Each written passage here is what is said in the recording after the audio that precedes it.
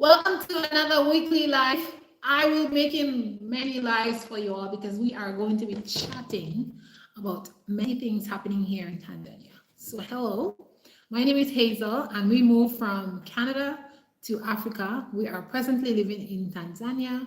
So, in this video, we are going to be talking about things, 10 things that you need to prepare, that you need to take with you, that you need to have before moving to Tanzania, because you may not find it here, or it may take you months to find it here, because Tanzania it's very difficult to find certain things, and as they say here, English is not magic. They say English is not water. When people here can't speak English, they say that. It's the same thing as certain things. It's not like water because you cannot find it. It takes like forever to find what you're looking for. Okay, so I want to, oops, let me see if I can put my volume up. Every time I'm filming, I have to check my volume because sometimes my volume just go like, it goes off. Anyways, guys, give the video a thumbs up when you join the chats. So, thank you for all the support. Thank you for all your love and kindness and all the good things that you say to me, or the questions that you ask, all those good jazz. So let's get into the topic. 10 must have before moving to Tanzania. Please prepare those things before you come here because you are going to be frustrated. All right, I'm talking to you guys from experience because I am here in Tanzania. So the first thing you want to make sure you have prepared is 1 year worth of money. 1 year worth of money.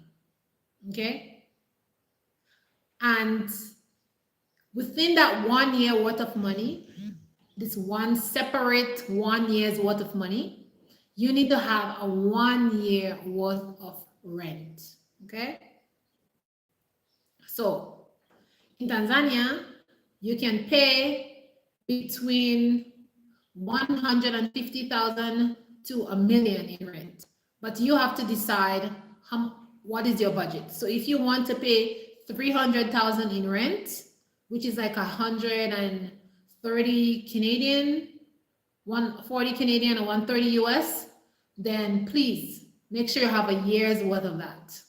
Because usually here you pay yearly. Hi, Vincent. Welcome to the chat. Thanks for joining us. Today we're talking about 10 things that you should get prepared before you move to Tanzania. Where are you watching us from? Leave your comment. Don't forget to give the video a thumbs up. So yes, so please make sure you have that rent covered and you have a whole year worth of, hey, you from Canada. Whoa, Canada is in the house. Thanks for coming. Oh my goodness. One of my fellow Canadians. So you're going to be hearing all about Tanzania, what this fellow Canadian is doing here.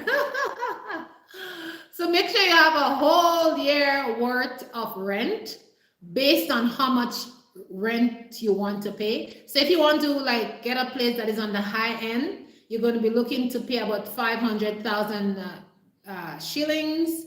So you're going to want to save like 300 to 400 Canadian dollars. Multiply that by 12 because usually they do a year rent or a 6-month rent. It depends on the area that you're in. So make sure you have your money too. Because once you pay that rent, it's done. You don't have to worry about it again. And the next thing you want to worry about is,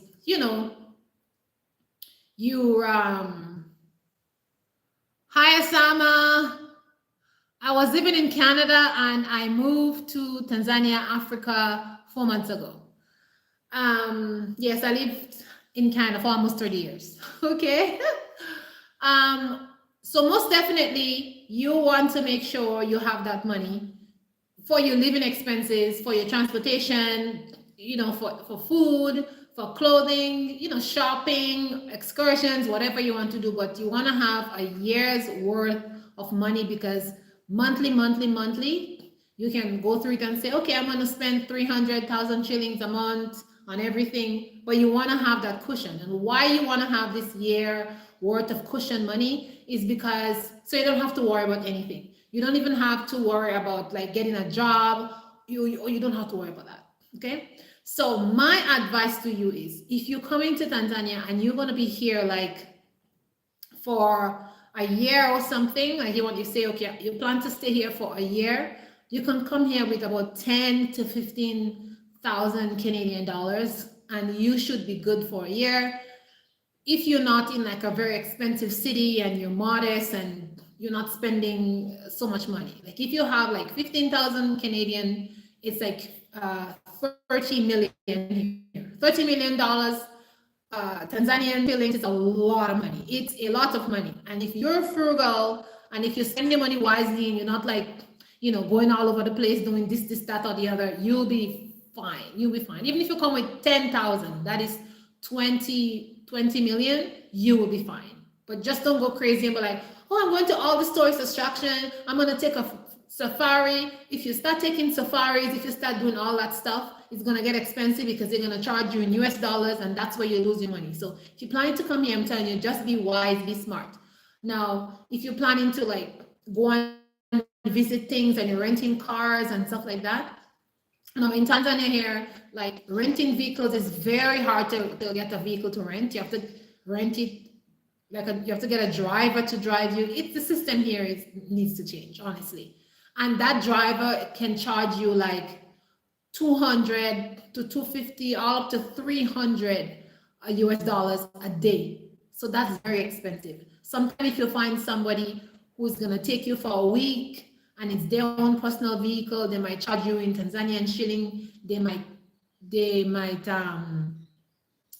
charge you maybe 500,000 or 400,000 Tanzanian shilling, which is like, 200 to 150 US, something like that. But that's like far and in between. Like if you really find a Tanzanian who wants to do that for you. But if you go with other people, like companies or something, they charge a lot, and they don't charge in Canadian dollars, they charge in US dollars. So I'm just telling you that. So sorry, I don't joke. Oh, I don't know what you mean. But anyways, so they will be charging you in American dollars. So just, be aware of that. But something you want to do when you come here is to get used to the local transportation. Now, here we have something we call bada, which is the motorbike. I am terrified of this motorbike. I'm telling you, like I see 3-4 people on a motorbike, I'm just like shivering in terror. Like I would not ride that. Because here there's so much accidents with motorbikes. It's just crazy. Every day, every week, there's so much accidents happening here. I would not ride a bada. But a lot of people ride bada. It's very cheap. It's like 1,000 shillings. So people ride it a lot. Then they have the bajaji, which is this three-wheel vehicle. And this is the safest, in my opinion, so far, except, you're driving in a vehicle. Or you can hire a driver and you'll pay him and he'll come and pick you up whenever you want, like in a car, a van or something. And this will get expensive after a while. It does add up. Maybe they might charge you 30,000 per day. They might charge you 40,000 per day. It depends on what arrangement you make with them.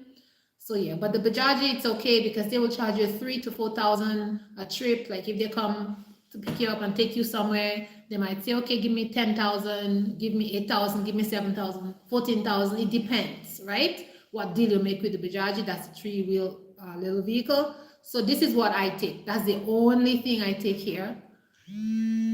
Or if my friends,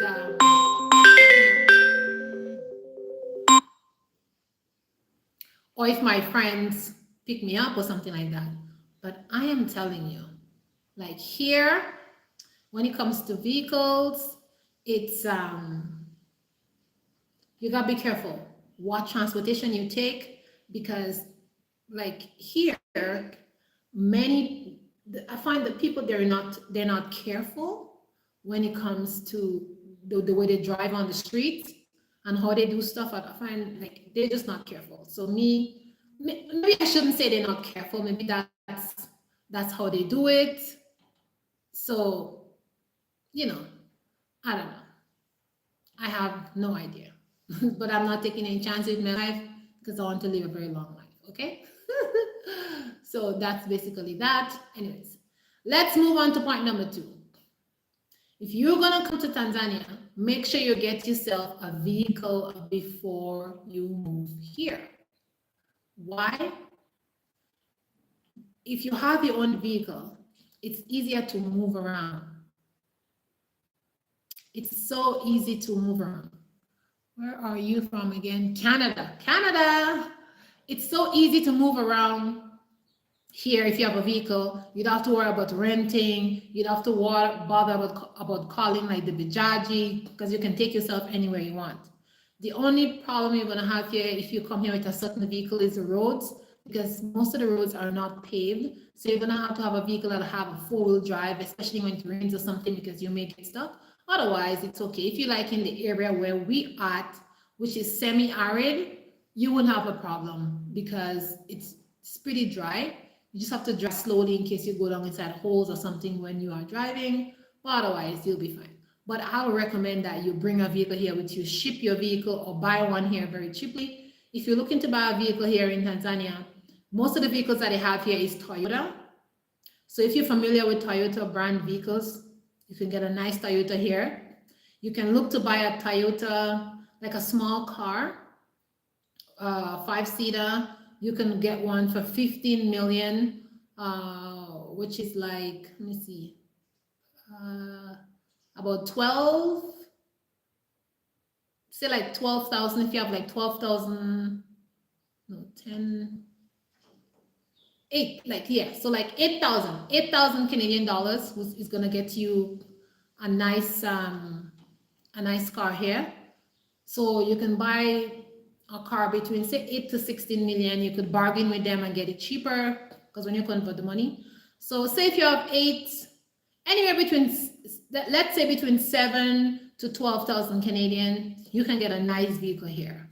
If you want to get something more expensive, you need to, like, if you want to get a truck or something like that, you're going to need to have like maybe 25 to 30,000 Canadian, and you're going to get one of those big trucks or something like that. So yeah, but if you want, you can ship your own vehicle.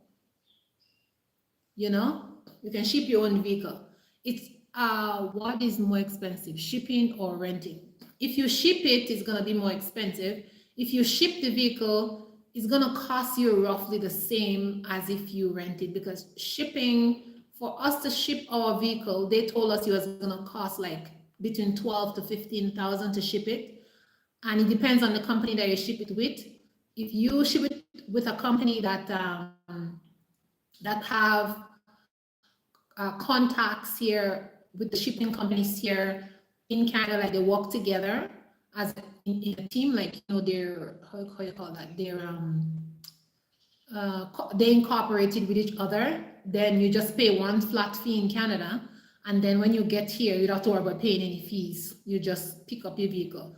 But if they don't have no like partnership with companies here in Tanzania, it can be a problem, because when you get to the port to pick your vehicle up, you'll have to pay some fees, and you could pay a next 5,000 Canadian. So it can be more expensive shipping than if you buy it here. If you just buy it, you just have your 10,000 or your 8,000 or your 7,000 Canadian. When you convert it, you get 14 million or how many, and then you just buy a car, 16 million, whatever. It's just cheaper to buy it here.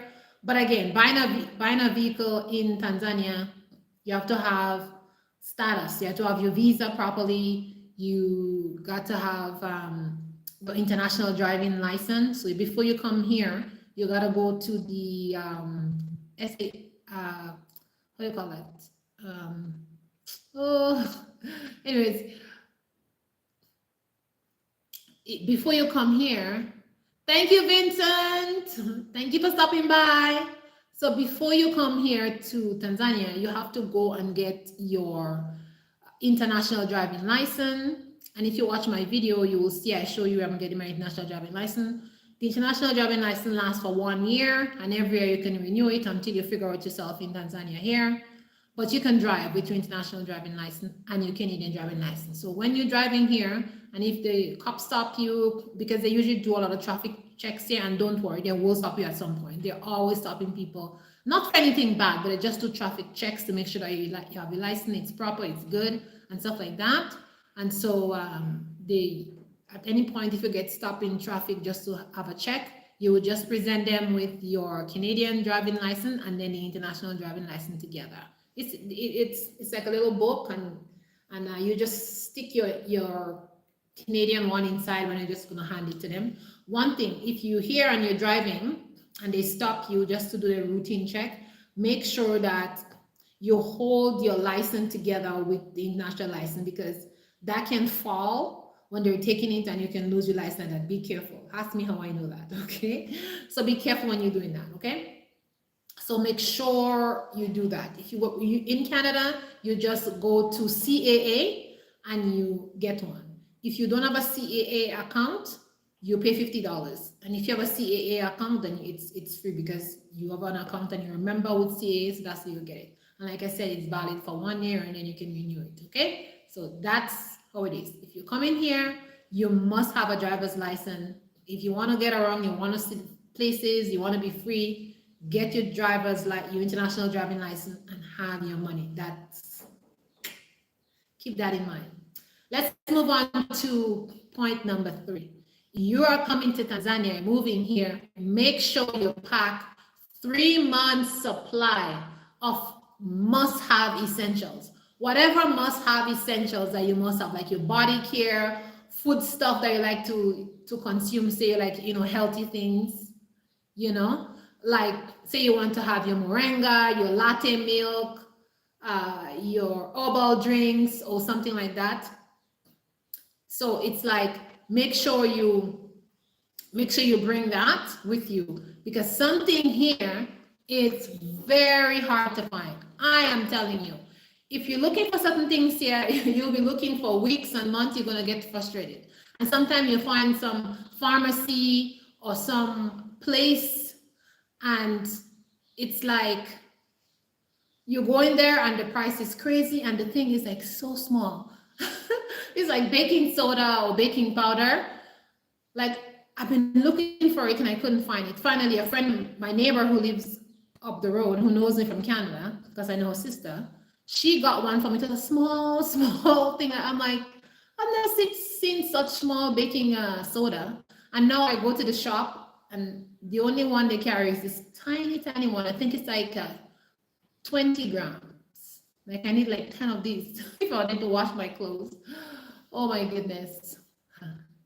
Anyways, so make sure you bring your essential, because it's very difficult to find things, what you're looking for, like I said here, or the things that you are used to until, you kind of get a hang of the environment, you get a hang of the place, and then you start gradually, start using some of the stuff here, or until you find a place that have the things that you like. For me, when I travel to Dar es Salaam, which is another city, it's like a 7-hour drive from where I am, but I go there and they have a lot of things like what they have in Canada. So I just stock up and bring them back with me. So it's just easier to get things there. No, they don't have everything that I like, but at least they have like 50 or 60% of the things that I like. So I can just stock up, and it's very inexpensive. I can buy a lot of the same things that I like and bring it back with me. So it's no problem. Okay. The next point number 4 is 10 must-haves. Another thing that you should really bring with you is arts and crafts and paints supplies. Like if you're a person who like arts and crafts and you like doing DIYs, or you're a painter or artist or something, bring your stuff with you, because man, I tell you, it's hard to find those things here. My daughter, she likes to do arts and crafts. I like to paint. And I'm like, oh, I'm just going to ship my painting stuff. Honestly, God, I shipped some stuff, right? And I was so like upset that I didn't bring some stuff with me. Hi. And now I can't paint anything because I can't find painting materials here. 2 months ago, when I traveled to Zanzibar, I went to this, it's a tourist area, and they have a lot of beautiful paintings there. And the artists are there just painting their stuff outside and making these beautiful canvases and, you know, things like that. But anyways, that was the only place I saw canvases, but they were like rows and rows of canvases. And how are you going to carry that, you know? So that was the only place I saw it. And we took a boat there. So I wasn't going to carry this huge like canvas with me on the boat. I just couldn't carry it. But I'll figure out some way so we can get some canvases and we can paint, so we can make paintings and put up in our house. Yeah, stuff like that. I feel a little bit like a bummer because I didn't bring my paints, a few things with me, so I can just enjoy myself just painting outside, sitting, doing stuff like that. So yeah, if you're a person who likes to do DIY, please bring some DIY stuff with you. Stick it in your suitcase and whatever. So Iran, hello Iran, thanks for being on the live. I appreciate you for being here. Point number 5, things that you must prepare before coming here to Tanzania, Africa. If you're a person who ferments, you like to make kombucha, you like to make kefir, you have your kombucha SCOBY, you like to make your ginger bug and stuff like that, make sure you bring all your starters with you, because here, these are non-existent. When I talk about kombucha, they're asking me like, what is that? When I say kefir, they say, what is that? They do have yogurt here, but they don't have like kefir yogurt. Or actually, after being here for 3 months, after being here for 3 months, my friend, she said, oh, you know that kombucha thing that you were talking about? I saw it in a store. And she went and she bought it, and we actually tasted it. But guys, it tastes horrible. That's the worst kombucha I've ever tasted in my entire life. Honestly, it tastes like pee. Not that I know what pee tastes like, but it looked like pee, and yeah, I don't know. But it was horrible tasting, and it was quite expensive. It was like 8,000 shillings. Ugh. And it wasn't good at all. Anyways, so please bring your things. I brought my things on the plane in my suitcase. I already mentioned that in a video. The immigration officer, she hold it up. She's like, what are these things? I'm like, oh, these are my SCOBY. This is my kombucha SCOBY. I ferment stuff. And it's a good thing I brought myself, because now I am here making all my fermented I'm making all my kombucha, I'm making all my drinks, and I'm very happy with that. I get fresh milk now, my friend. I get fresh milk from my friend. She has cows, and she doesn't have the cow. Another woman has the cow, and she gets the milk from that woman from the farm, and then she gets for me. And so yeah, I get five gallons, yeah, every 2 weeks. So I can make butter and I can make cheese, and I'm really enjoying myself with the fresh milk. When I was in Canada, I couldn't drink milk. I was lactose intolerant for years in Canada. And when I came to Tanzania, I started just testing out a tiny bit of milk to see if I'm going to get sick or anything like that. And I tested out for like 2 weeks and I was fine. And now, yippee-doo, after years, I can drink milk. I don't know why. I don't know what happened. But when I was in Canada, I couldn't drink milk. I just drink almond milk or soy milk or oat milk, and I made them all by myself. I just bought soy, I bought almonds, and I just blended them and I stored them in my fridge. So that's the milk I drink when I was in Canada, because milk, if I drink that milk, you better take me to the hospital. Anyways, so now I'm so happy I can drink regular milk. I haven't figured out that science yet. Since I've been here, I've been drinking raw cow's milk. I also bought some processed cow's milk, and I tried some this morning, the one like in the box. It wasn't that bad. I did notice when I put it in my porridge this morning, and my tummy felt a little bit funny. So I won't eat any tomorrow in my porridge. I will just stay away from it for a couple of days and see what's gonna happen, because I didn't get any fresh cow's milk because I had bought that other cow milk to try. I will see what happened, because maybe the box milk, maybe they put in some kind of preservative or something that is causing me to be sick. I didn't feel sick like how I feel in Canada. In Canada, like I feel like I'm gonna pass out and need antihistamine, like, and you know, it's like, yeah. So I didn't feel like that. I wasn't sweating. I wasn't breaking out in hives. I was not like sick, but I just feel a little bit funny in my tummy. So that was the only thing. Don't forget to give the video a thumbs up, guys. Thumbs up, thumbs up. Please thumbs up the video. Right. So let's move on to point number 6. Another thing that you must have before moving to the continent of Africa. Miss Fisher, have you tried goat milk? It's generally most stomachable for everyone. Yes, I have tried both milk in Canada. So I couldn't drink goat milk either. No milk. When I was in Canada, I couldn't drink cow's milk or goat milk. But I use goat milk to make soaps. So I bought goat milk in Canada and I made soaps with it, but sadly I couldn't drink it at all.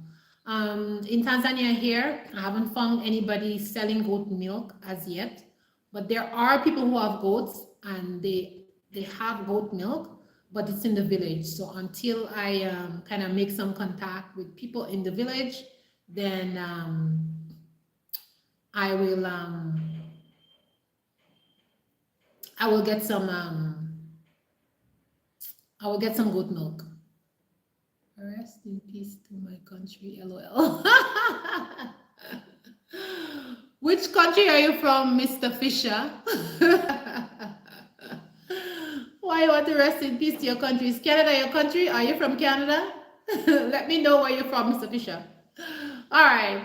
So, yeah. So,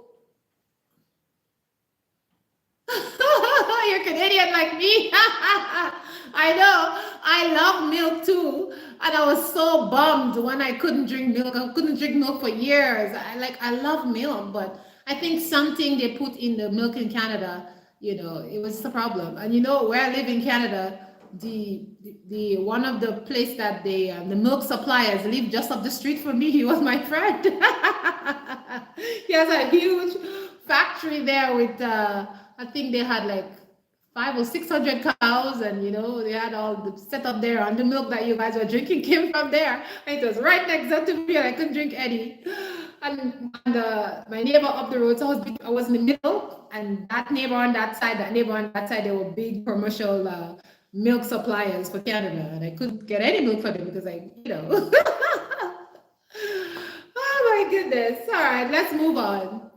So the next thing you want to do when you're moving to Tanzania on the continent here, you want to make sure you set up your bank accounts properly. Guys, pay attention to that. Any country that you move into on the continent of Africa, make sure you set up your bank account properly. Now, you need to notify your bank that you are not in this country. Yeah, you left Canada and you're away on vacation or something.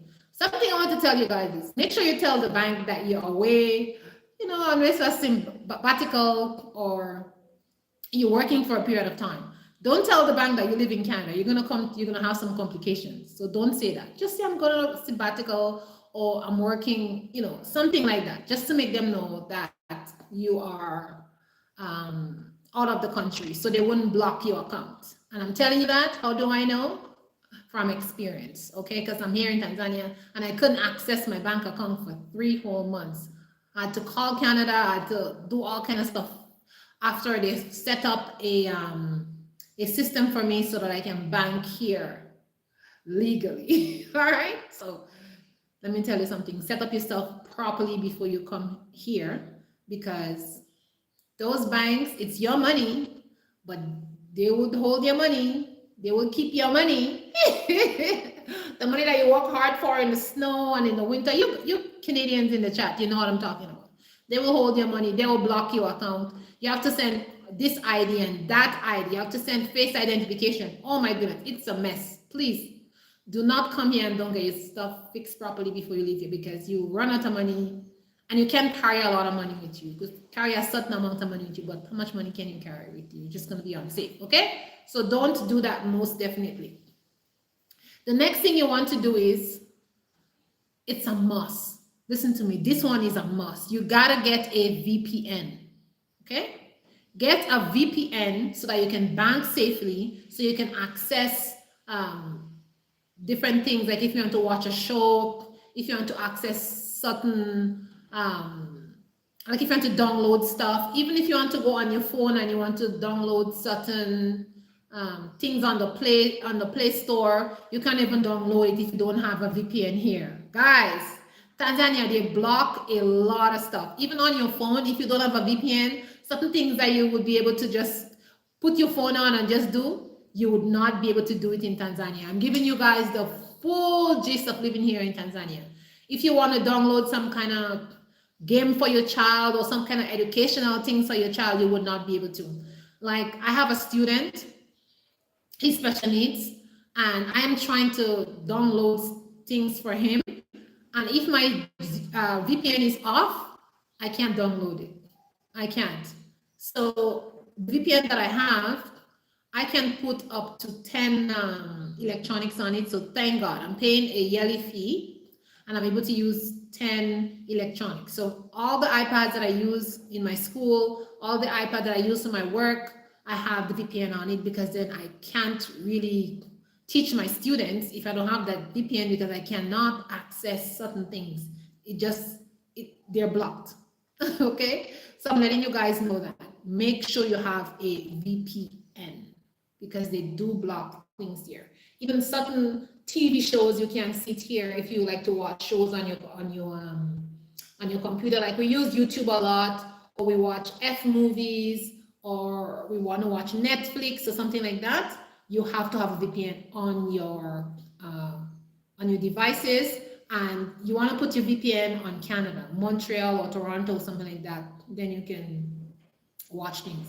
I'm just giving you guys all the teas, okay? So you know, prepare yourself. I know a lot of you like Tanzania. Tanzania is a beautiful place, it's a lovely place, but there's some things that you need to know, and you need to prepare yourself for it, because when you come here, you're gonna have issues. The next thing you want to prepare yourself when you're coming here is internet. Listen, if you're coming here and you could get yourself a Starlink box, you could buy one like online or something, bring it with you, because internet here is slow. Like we are paying like 50 Canadian dollars, 50 Canadian dollars here to get internet. And this is the highest, the second highest internet speed, because the first package, it's like 250 Canadian. And I'm like, no, there's no way I'm gonna pay 250 Canadian dollars, not 200, 150 Canadian, excuse me, 150 Canadian dollars for internet, and it's not even faster than the internet that we have in Canada. It's maybe about, it's like a third of what we have right now, the internet that we have right now. And it's really not worth it, because the speed is not so much faster. So why in the world would I pay this 150 Canadian dollars? Now, the internet that we have, many people don't have it because it's just too much for a regular Tanzanian person to pay if you don't have a government job or stuff like that. The government has a program here, and you once you have a residency, then you pay, I think it's half the price, but still, even many people, they don't have home internet. They just have the weekly internet on their phone, and you have to be careful how you use it, because it goes quickly. So that means if you're working online like me for a YouTube channel or whatever, you're going to be spending a lot of money on bundles, because the bundles are expensive. They can be 10,000, 5,000, and you get 1 gig, or you get 2 gigs. Sometimes you get 4 gigs for 10,000. But if you're uploading the videos, if you're working online, you're doing your blog, if you're shipping things, like all that stuff, I do lots of online stuff. So I don't know, I'll be paying so much money. So even if I'm paying 50 Canadian dollars a month for that internet, it's worth it for me, because I'm able to have unlimited internet. I can upload any amount of videos I want. So it's feasible. So the company I'm using is Vodacom. That's my internet carrier, and it's okay, but for the fastest internet that they have, it's really not worth it. So if you come here, the leading internet company is Vodacom. So if you're ever going to be in Tanzania, go to Vodacom. You could use the internet, but don't take the fastest one. Take the second fastest one, because it's worth it more than the first one. It's not that different, and you're just going to be paying more money instead, and you're not going to be getting the fast service that you're going to need. All right. Let's move on to point number 8. What some must-haves when you come to Tanzania? And let me tell you, some of you may think, oh, I'm coming to Tanzania. It's hot and sunny and shiny and here. Yes, every day it's 35 degrees, 36 degrees. It's joto joto, as they say here. Joto is hot in Swahili, mean hot in Swahili, or moto. But let me tell you, in the evening time, when that sun goes down and it's dark, it's freezing. Okay? Like they say in Canada, c'est froid. C'est très, très froid. Like we say in French. It is cold. You need a spring jacket. If you come in here and you think you're going to be on the beach in Florida after 6 p.m. here, your little tushy will be frozen. All right? Like in my front door, there's a gap. And at night, we have to put a blanket or cloth to block all the air from coming in. Because if you stand there, your feet are freezing. That's how cold it is. And early in the morning, you also need that spring jacket to put on. Because when you go outside there again, you're freezing your tushy. But some of you, that kind of weather is nice. It doesn't bother you at all. You like that kind of cold. But as for me, that's not my kind of weather. I know some of you Canadians, if you come here, you'll be like, woo, this is my kind of weather. You would love it, right? But for me, who love the heat, this is not my kind of weather, all right? So, of course, we bought our jackets and stuff like that because my husband and my son were here the year before we decided to move. They came and they came during the same time and they knew about the weather, so we were prepared. Thank God they were here before us. Oh, so I'm freezing our tushy. You know, let me tell you guys a funny joke. The first week I came, we moved to another. We were traveling a lot in different cities, going to Zanzibar, going to the beach, traveling all over. We just wanted to have some fun, right? And then finally we decided to come to this town here we are and settled, you know, because this is where I'm working. So we were going out to the market. I wanted to go to the market here because I heard they had some nice markets here, you know. So I wanted to go to the market and visit and, you know, blah, blah, blah. So me now, I'm saying, whoa, it's so hot. It's like, that day it was like 36 degrees. It was so hot. So it was like the time I was leaving to go to the market, it was like, I think it was like 1 o'clock in the day or something like that.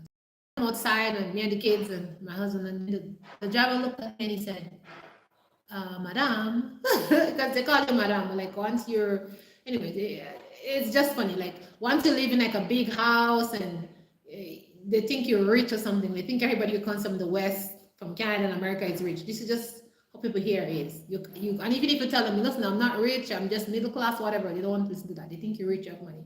So once they think that about you, they call you Madam. You're always a Madam. They're never going to call you in your name. They're never going to call you Hazel. Don't bother. Everything for them, Madam, Madam, Madam, Madam, Madam, Madam. You become Madam right now. So I have sadly I've become a Madam. And it doesn't matter what I say or do, they still call me Madam. That's it. I've learned to accept that. So I come out and he says, Madam. I'm like, yeah. And he's like, you gotta go get a jacket. I'm like, why? It's so hot. He's like, because it's gonna get cold after. I'm like, okay, no problem. My husband is like, you guys listen to him because you know what he's talking about. Because he came and he was wearing like a winter jacket. I was kind of having a chuckle. I was like, is he crazy? Like, why is he wearing this winter jacket? The jacket had fur on it. I was like, isn't he hot in this weather? Anyways, I went back in the house. I told the kids, I said, okay, bring your like tiny sweater. You know those little cardigan where you, like just the summer cardigan that wear in the summer when it's evening time with a little chilly sister on the balcony outside. So I told him, I said, go inside, don't take the jacket, don't take the spring jacket, just take the cardigan. So we all came out with the cardigan and he looked at us like, this is too light, madam. You need to put on the other clothes. I like the German name is Jerome. I'm like, Jerome, we okay, we're good. He's like, okay, madam, if you think so. Well, he was quite right. By the time we go to the market and evening start coming, and once it started to get dark, guys, we were freezing. We couldn't wait to come home. My husband, he didn't listen to Jerome at all. He was giving us, he said, he was telling us to go get our jacket, but he decided to take like a tiny how you call that, sweater thingy, which is like a shirt, but it, like with the sleeve. And he didn't take that. He was looking at me in the Vic. He was like, "Oh, I'm freezing. I'm freezing." So we learned our lesson. We are all cold. So anytime we go somewhere now, and we know we're going to come back late in the afternoon, we just bring our sweater because we know it's cold. And so yes, it's cold here. So please, when you're coming to Tanzania, please bring your cardigan and please bring your spring jacket. You don't need winter jacket. Here people are wearing winter jackets. Sometimes I just see them outside and I just chuckle because I think like, aren't they hot or something? But anyways, we have our spring jackets, right? Point number 9. If you're coming here, please prepare yourself. Bring your boots, not your winter boots, but your spring boots or your rain boots. Why? There are snakes here and you might just get bitten. Don't be coming here with all kind of flip-flops and deciding to go walk in bush and whatever. It may be your last day. There are poisonous snakes here. There's a snake here called a mamba. There's a black mamba who lives here, especially in the rainy season, and loves to be outside or likes to be in grass and stuff like that. So if you're a person that likes to go in the bushes, like to explore, like, and here is a place that it's bushy. It has bushes everywhere. You can't escape from that, you know. So just please bring your boots or bring a boots that like an ankle boots or something like that. Cause snakes, you know, if you're walking in the bush and they bite you, they'll tend to bite you on your ankle or like just like the middle part of your foot there. So if you're gonna go into any bushes, make sure you have a rain boots or you have a water boots or you have some kind of boots with like hiking boots or something so you can protect yourself from snakes, because if you get bitten by a black mamba, you could die. All right. And something I want to advise you is if you see a snake and then you get bitten by a snake, try your hardest to take the photograph of the snake so that they can give you anti-venom. And I'm telling you this stuff. Why?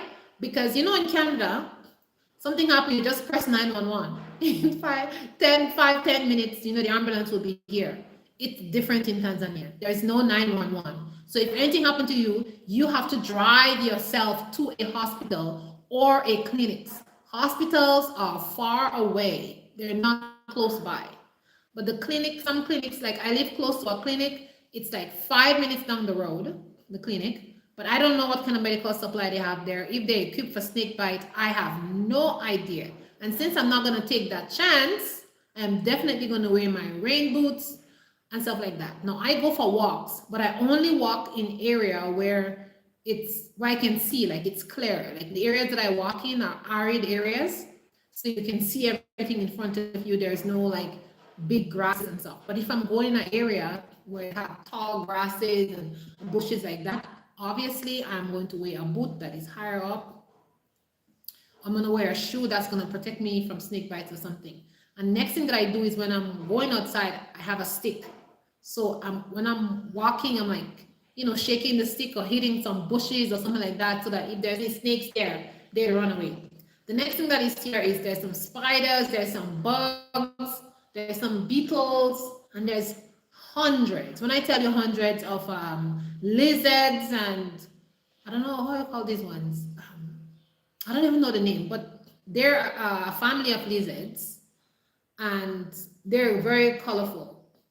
Now, some of them, they look like small iguanas to me. They could be small, like this species of iguana that is small, but usually like iguanas are bigger. So maybe they're not, I don't know. You know, Africa is a place that has all kind of species and I'm not very familiar with them. I have to look that up because in my, when I was a kid and I'm in the Caribbean, we have iguanas, but they're more bigger than the ones that I see here. But they're very beautiful and they're very colorful. They're all over my yard. Sometimes, like yesterday, we had like 3 in the house. I was petrified. I was like, oh my goodness. Usually my husband just catch them and just throw them outside. Even this morning when I was going out, there was one right outside. I just passed it quietly. I didn't even scream because I didn't want it to jump on me because I'm here by myself today. And I was like, if this thing jump on me, I would just like heart attack. And nobody to help me. And where I'm living is like gated. Like if I'm screaming, nobody can come into my gate because for you to get into my compound, you gotta have a key. Like the only thing I don't like about here is like it's so gated, you know. We have electric fences on. Like if something happens to you and you're screaming, the neighbors can't come in because the electric fence is on. They're gonna get shocked. or they can't open the door because this gates. Anyways, but hopefully when I build my house, I wouldn't do that. I wouldn't do that. Oh my God. Growing up in Western Canada, wanting to pick up every snake and lizard, I'll be dead in an hour there. Most definitely, you would not, Mr. Fletcher. You would definitely not want to do that here. Most definitely not. This morning I was outside and I see this beautiful lizard. It was red, green, yellow, and blue. And I was looking at it and I'm saying, oh, you look so very pretty. But I'm saying to myself, anything that has color is poisonous. And I know that lizard is poisonous from science and everything. Anything that is colored, it is poisonous. But there's a lot of them here. And whenever I see them, I just run. I just run inside because I'm like, if these things bite you, you can have problems. But I like they come on the back of my fence underneath the electric fence when it's not on because they like to be there, and they just go across and then they come down. I look at them; they're very pretty. I would love to take some photograph. I try to take photos of them, but they're very smart. It's like if they know me, I see them, I go inside quietly to get the camera, and by the time I come back, they just duck. Or sometimes I stand outside still with the camera because I know they're going to go across. And as soon as I put the camera out, they just gone down in the bottom of the fence. So these things, they're quite smart. I was about to take out my phone today to take a photo because I was outside. And that thing looked at me and he says, you're not having any photo of me. So anyway, so Mr. Fletcher, you don't want to do any of that thing here. You won't be picking up any snakes here. You won't be picking up any lizards here or any bugs here. They have some beetles and a lot of spiders. And one of the spiders I saw a couple of days ago, it looks like a recluse spider. And this recluse spider is very dangerous. If a recluse spider bites you, you can catch fever. It's like you can really get sick. You can catch a heart attack if you're not in good health. So I'm very careful. I saw it in my house, and of course I'm like, outside you go. So you don't mess with any insects that you don't know about. But you just have to be careful. It's not like they're going to be bothering you if you don't bother them, right?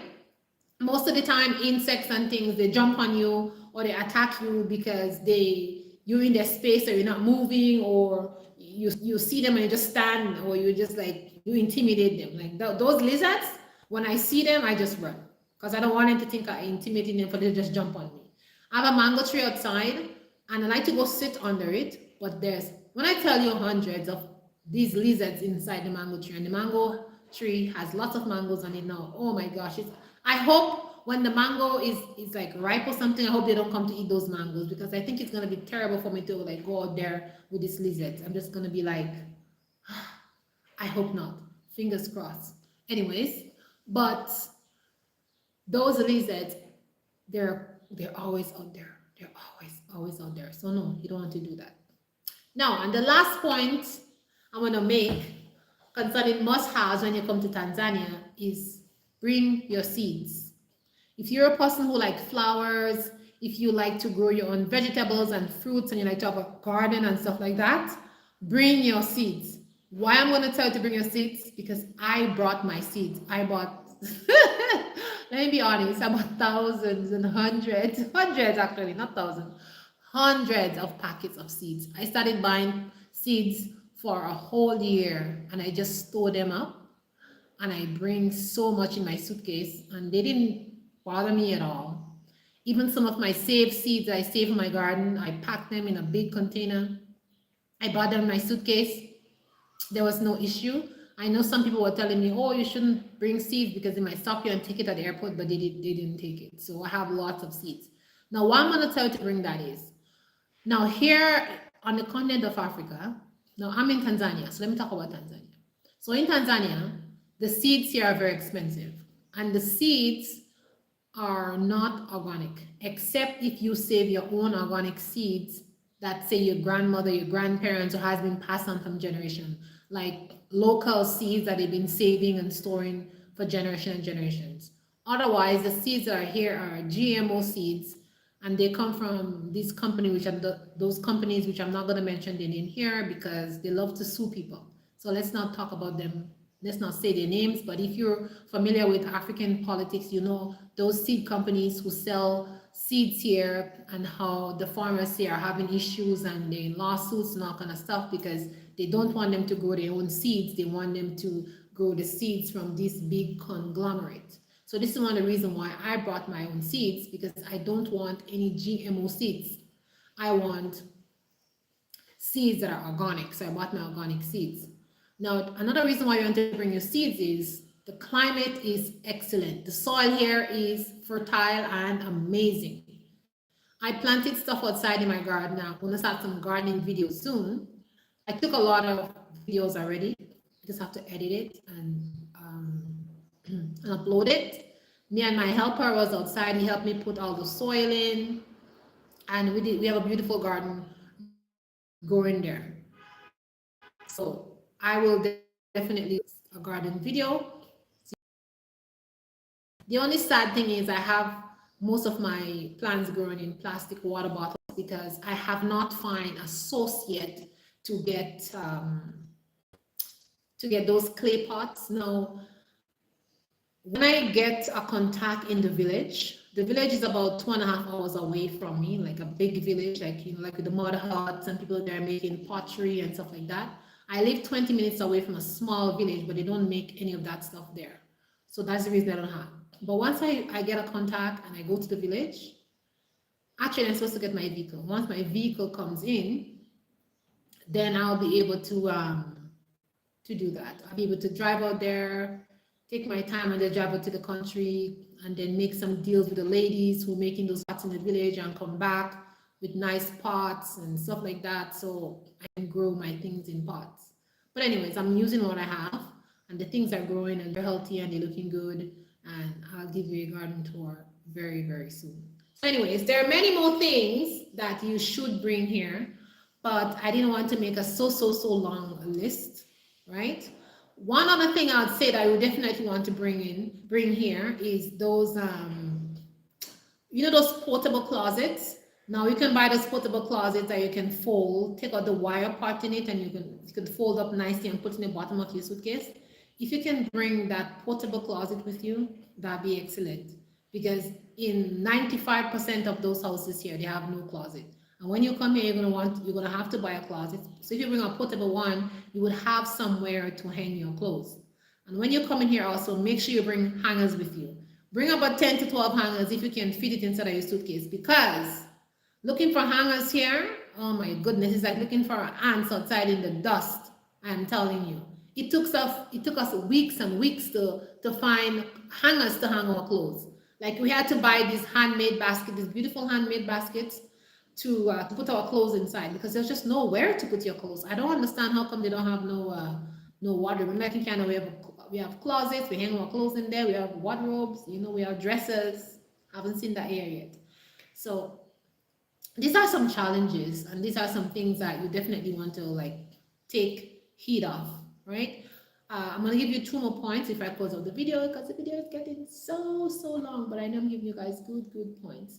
Something else you want to bring here is, like, if you have small children, you want to make sure you bring a lot of toys and things to keep them entertained. Bring books and just pack a bag with a lot of things for your child.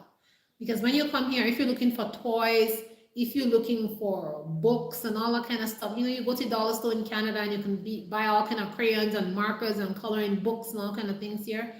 Yeah, it's difficult to find these things here. You have to be like looking and searching and all that stuff to find these things. You will find it eventually, but by that time your child will be jumping up on the corner of the wall. You'll be so frustrated. So just pack a bag, you know, a knapsack, and, you know, bring a lot of stuff. Like for my daughter, I was so like, I felt a little bit guilty that I didn't bring some of the stuff that she says, Mom, can I put this in my bag? But I packed a small bag for her and I was saying, no, baby, when you get here, we're going to get these things. Even my son, he was saying, you know, Mom, we should have bring some of these things, you know, blah, blah, blah. But I said, the things are coming. It's on the way. It's on the way. We ship most of these things. So it's going to be here. We couldn't bring everything in our suitcase. And we came here with 8, let me see, 2, yeah, about 8 suitcases. We came with 8 suitcases and they were ram-packed. 8 suitcases and 4 knapsacks on our back plus our handbag. We were like carrying loads like horses. But it's good that we pass with all that stuff. When we get to the immigration, they looked at us like, oh my goodness, these people, but they let us pass with everything because, as you can see, we're relocating, so they let us pass with everything. So we were able to carry a lot of things on the plane. So we're grateful for all the things that we came with, and we were even overweight, but the Most High sent an angel for us to pass us through without allowing us, without making us pay the high fees that, you know. Anyways, God is good. You know, He led us in that direction. So yeah, that's it. So you all, thanks for joining. Thanks for being here. I appreciate all of you. I hope those videos are informative, and I hope you all are learning things so that when you travel. Now, as I travel through Africa, I will be giving you many videos of the places that we go, the places that we travel. Now, on the continent of Africa, I have many friends here, and so I'm able to also talk to them and ask them questions about where they are, like friends in Kenya, friends in Gambia. I get lots of information from them. So if you want me to do any videos, like I talked to my friend in Gambia and she tells me all the teas that are happening in Gambia, the market. She tells me all that things. So I can give you some information based on what she says to me. Hopefully, at some point, I'll go to Gambia, to Kenya. I want to cross the border to go to Kenya in a couple of weeks. I don't know how it's going to pan out, but I need a vehicle and I'm waiting to get this vehicle. And once I get this vehicle, we will take a drive to Kenya and then you can see what Kenya look like. But like in Tanzania, they say pole. Everything slowly, slowly here. It is slowly, slowly here. I'm telling you, if you want to do something fast, you know, in Canada, you're just like, okay, I'm just gonna go rent a car and let's go. That's not happening here. It's not. Okay. So you want to plan a trip? You may have to plan for 2 weeks or 3 weeks, maybe a month. We planned a trip to go out to the countryside, and it didn't happen up till now because the person who was supposed to drive us didn't even turn up till now. So we didn't even go on the trip. And it's just weird how things are done here. It's just really weird. Um, Sometimes I feel like I'm like the bad guy here because I'm a foreigner, I'm a Canadian, and I want things to be like the Canadian way, and I want things to be on time. Like I have my students here that I teach, and sometimes the driver is late, and I'm like, listen to me now. I need to be on time. I want you to be here 15 minutes before. I don't want you to be on the Tanzanian time. I get upset and he's like looking at me like, oh, this lady, she's like not poly. But me, time is money. You know what I mean? Time is money. So yeah, I just want to let you guys know that. Like if you come in here, it's poly. It's a slow life. It's a simple life, and people don't take time seriously at all. They don't take time seriously. Tell somebody to be here at 9 o'clock, they'll be here at 10 or 11, and they just come like they're just strolling in. And I'm like, did you know I told you to come here at 9? And I'm gonna put the law down. And by the second or third time, they're not gonna do that again. You know. Anyways, y'all, I appreciate you all so much. Thanks for watching, and more videos are coming. Take care. Keep smiling. Bless somebody. Say a positive word. And remember, smiling is free, right? And don't make anything make you unhappy because it's just not worth it. You're here for a short time on this planet.